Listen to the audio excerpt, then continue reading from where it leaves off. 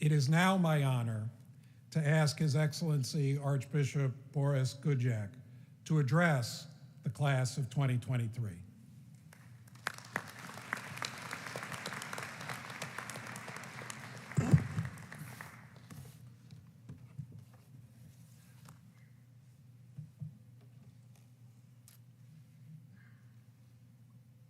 Thank you for this great honor, Dean Czarnecki, Mr. Monahan. I pray for you and Marjorie, all members of the Board of Governors. I'm most grateful for this invitation to speak at the commencement ceremonies of Ave Maria School of Law. It's good to be together with your faculty, with you, dearest graduates, and with your families on this joyous day. Every real encounter in the Lord is life-giving. Let me tell you about one of mine. At the age of 7, I was blessed with an encounter that changed my life. The head of the Ukrainian Catholic Church at the time, Patriarch Joseph Slipy, who had spent 18 years in the Russian Gulag, was released in 1963 after the Cuban Missile Crisis as a concession to Pope John XXIII, who helped avert a nuclear war. 5 years later, in 1968, he visited my hometown, our little Ukrainian Catholic parish in Syracuse, New York, and I was selected to greet him at the airport. Cardinal Slipy was a legend, a prophet, a giant. He looked like a man walking out of the Bible, a leader you wanted to follow. So 12 years later, I went to Rome to study at what is called the Ukrainian Catholic University, a miniature, seminary-style prototype of a Catholic university that the Cardinal founded almost immediately after his release from Soviet confinement. The institution was microscopic. If someone teases you that Ave Maria Law School is smallish, think of UCU in Rome in 1980. When I enrolled, it had all of 11 students. Imagine a university with 11 students. Now, you probably know Italians are crazy about soccer. Question to you, do you know how many players you need on a soccer team? How many? 11. So everyone had to play. As a kid, I played basketball, not soccer. I kept wanting to pick the ball up with my hands. So the seminarians made me the goalkeeper. I was rather hopeless. Yet players thanked me for my efforts every game. Players on the other team. Dear sisters and brothers, this is your commencement. You earned a law degree. You fulfilled a dream. You are starting something new. We were talking with Mr. Monahan. Do not fear to start small. In 1992, I was asked by Patriarch Joseph's successor, Cardinal Miroslav Ivan Lubachevsky, to lead the establishment of the Ukrainian Catholic University in Lviv. Yes, the same university which in Rome had 11 students, but now in Ukraine. Our start was exceedingly modest. The first 2 years, we used a former preschool building with tiny restroom facilities. Then we moved into a former high school building, bigger, but dilapidated. During the first fall semester, the heating system broke down, and by late December, it was 15 degrees Fahrenheit in the building. Yet classes continued, and the students made it through exams. Both my goalkeeping career and the genesis of UCU proved that honest effort can bring results. Well, actually, it's only true regarding the university. 30 years later, UCU is still small, but it is a university setting standards in Ukraine not only for higher education, but for ecclesial, civic, and government institutions. It has the highest average incoming SAT score of any of the 200 universities in the country. Creative academic programs and innovative architecture. Most importantly, it seeks to prophetically witness Catholic principles and values in a land painfully recovering from generations of totalitarian atheistic tyranny and enduring a brutal decade-long Russian invasion. Let me describe to you the two pillars of this university, the two M's. And if we talk privately later, I'll ask you about them. The martyrs and the marginalized. UCU was built upon the legacy of Catholic martyrs from 20th century Ukraine who died in the Soviet gulags or German concentration camps. Tertullian's adage from 197 AD remains true today. The blood of martyrs is seed of Christians. The sacrifice of the catacomb Christians, their faithfulness to the good news, endowed the church with singular moral authority in society after the fall of the USSR. Today in Ukraine, we see an analogous sacrifice. Tens of thousands have given their lives for principles, dignity, and truth. The university was also founded upon another M, an appreciation for the role that the marginalized play in life. Now, arguably, the most marginalized in Ukraine and in many societies are people with mental disabilities. Generally, they're absent from universities. But these marginalized sisters and brothers of ours have a special mission in a university and country where for decades the system killed systematically, and where people have developed a reflex of self-protection leading to the mistrust of the other. Since life was genocidally dangerous, people put up masks, walls, and facades affecting all relationships. Family, business, society, and politics. People lost trust in each other. Our friends with mental disabilities do not know how to put up such barriers. Sincerely, deep from the heart, they pose one basic question. Can you love me? Can you love?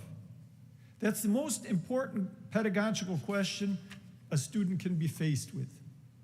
At UCU, our elsewhere marginalized friends are at the center, living with students in the dorm, working in the cafeteria, regularly attending services in the chapel and church, renewing trust. I hope that during your years here, you have had opportunities to ask and be asked that question. I hope it stays with you for the rest of your life. Are you willing to love? To be vulnerable, to be wounded because you love, like our Blessed Mother was. Here at Ave Maria Law School, the Mother of God is at the heart of your institutional identity. You seek to follow her example, her attentiveness to the Lord, her readiness to serve. You seek to live her humility and her strength, her faith, her joy. It is not a quaint tradition pulled out for special occasions. It is central to what this school is and why it exists. It defines your mission. You've been called to know who you are, the brothers and sisters of Jesus, under the motherhood of Mary, beloved daughters and sons of God. And today, you are being sent. Our American society needs legal experts who understand the deep philosophical underpinnings of all that is good in the American experiment. and of all that needs improvement. The unborn, the poor, the discriminated, the marginalized, so await your service, your advocacy, their justice that you defend. The desire for justice is engraved in our hearts by our just God, who creates and generates justice, proposes to us the just journey, and in the end, in a merciful and true way, will instill his divine justice. Today's society, and even the church, is threatened by the content of our communications being drowned out by the method of modern media, the screaming, narcissistic, traumatized, and traumatizing messages of much of our popular culture. We need leaders, particularly women and men of the law, who will, in a calm, rational, loving manner, communicate and help people understand and safeguard those principles that will protect people from enticements of personal and social chaos. We're a country where faith is part of our society, where faith in God and divinely ordained principles are society's foundation and fabric. The church faces many challenges, many from the outside and many from within. One challenge the church has is that we don't have enough competent, faithful Catholics who are willing to work for the church as dedicated lay people in responsible positions. The church today in America, and yes, in many places, needs people like you to help it. Let me share with you two stories about your peers at the only Catholic law school in Ukraine who in wartime circumstances are making a difference. The first story is about a young woman, Christina Derkach, who dreamed of becoming a corporate lawyer and of working in a big law firm. She received a scholarship from a top law firm and a good job offer from that company. After working there for a while, she felt a new call. She wanted to serve in a special way. She left her cozy office in the Ukrainian capital and went to where the war has been raging since 2014 to help people who have dire legal problems. For example, who have lost all their documents. Children are born but receive no documents. They are undocumented citizens of their own land, part of which is occupied. Often she crossed frontiers and the front line. At some point, she realized that by herself she could not assist people in great numbers. So she returned to the capital and worked on legislation to solve these problems systemically. Today she manages international humanitarian aid projects. But beginning in September, she will study at Notre Dame in the Peace Studies program. She wants to be a builder of the future peace. The second story is about a young man who, after completing his studies, began to build a successful career in a large law firm. But after the full-scale invasion, he volunteered to defend the country and exchanged his office for the trenches. Today he's serving in the Ukrainian army near Bakhmut, a name recognized throughout the world because of the courage and sacrifice of its defenders. I cannot name him because his mother does not know he is in Bakhmut. Before the full-scale invasion, and even for some time after it, he coached a team participating in the Helsinki Information Law Moot Court competition. His team won the best oral argument and donated the prize to the law school's scholarship fund. Today, UC law students also organize public events to raise funds for the purchase of military equipment for his unit. I ask you to follow attentively news from Ukraine and read beyond the headlines, the tactical news stories. Look deeper. Ukraine has been at the epicenter of global attention for a year, not only because of the epic battle in Europe unparalleled since 1945, but because of the profound existential question Ukrainians formulate for the world. What is worth living and what is worth dying for.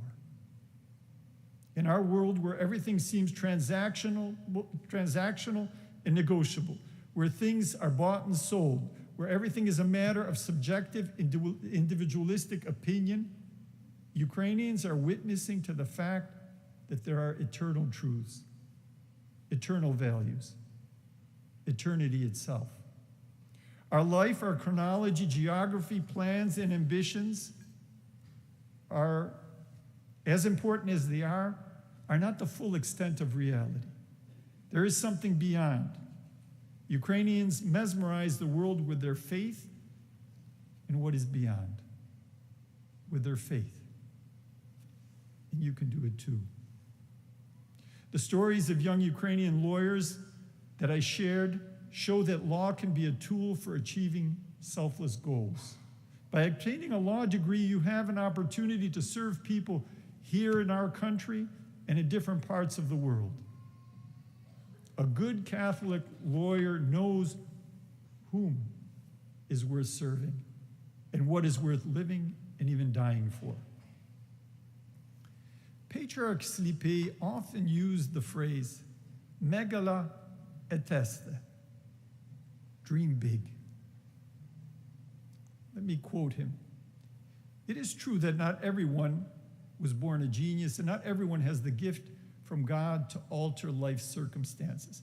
But everyone has the gift to dream big, to pray to God for a big dream, to contribute to great spiritual building, because with tiny bricks, a giant edifice grows. Everyone can do good, and in every good there is greatness. To use the phrase of the groundbreaking Catholic communications theorist Marshall McLuhan, Slipe's medium is even more important than the message. Just think. His words were written in 1957. The patriarch had been imprisoned already for 13 years. His church had been dismantled, his leadership impeded, his flock persecuted and dispersed. Hope was nowhere to be seen. But this 65-year-old enfeebled and exhausted church leader spoke of greatness and dreams from the wasteland of a Siberian prison camp. Dream big. Do not be afraid of greatness. Our greatness manifests itself in our selfless service and following Jesus and Mary. We started with identity and mission.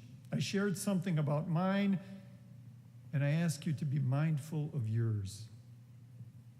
You must know who you are, that you are being sent. Not only as 2023 Ave Maria School of Law graduates, not only as servant lawyers, your identity was revealed in the River Jordan when the Father said, "This is my Son, whom I love, with whom I am well pleased." You are identified with Jesus. He identifies with you. Our identity is the identity of the beloved sons and daughters of our Father. Live the life of the beloved of God. Today, I would like to thank all Catholics in America for all the help you have given to Ukraine since February 2022. In many situations, we feel helpless, but we will never be wrong when we help someone. American Catholics have prayed, advocated, and been very generous with the people of Ukraine. My presence here is a testimony to your solidarity. On behalf of the Ukrainians of all faiths and walks of life, I would like to express profound gratitude to you. I'm most grateful to God and to you for the things you graduates have accomplished and will accomplish. To the members of your families, parents, siblings, spouses, and children, to all members of your school and its leadership, to all the benefactors who have contributed, to all of you for your dedication and sustained effort, your commitment to integrity and commitment to God and to his people. May God bless you all.